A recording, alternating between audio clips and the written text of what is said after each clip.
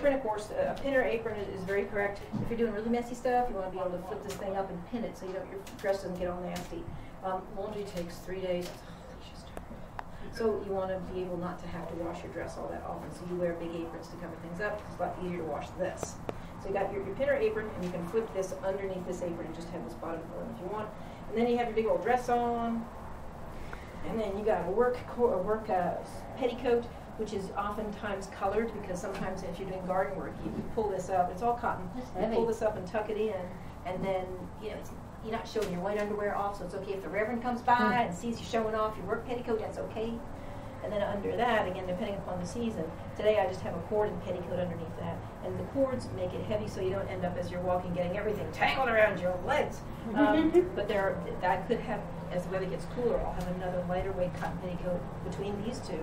And then if it's really, really, really cold in the winter, I'll actually have a wool petticoat on top of that. Oh, so I'll end up with 3 or 4 petticoats. But again, remember, it's fashionable for the woman to have big old hips. Yeah.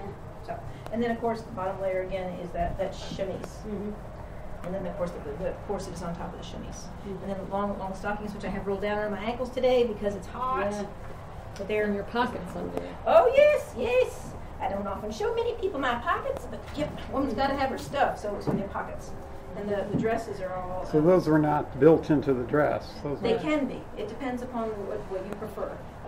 For me, I prefer to have a slot cut into my dress, and then the pockets accessible that way, so the pockets are just lashed around my waist. I have so much stuff in my pockets all the time, they're heavy.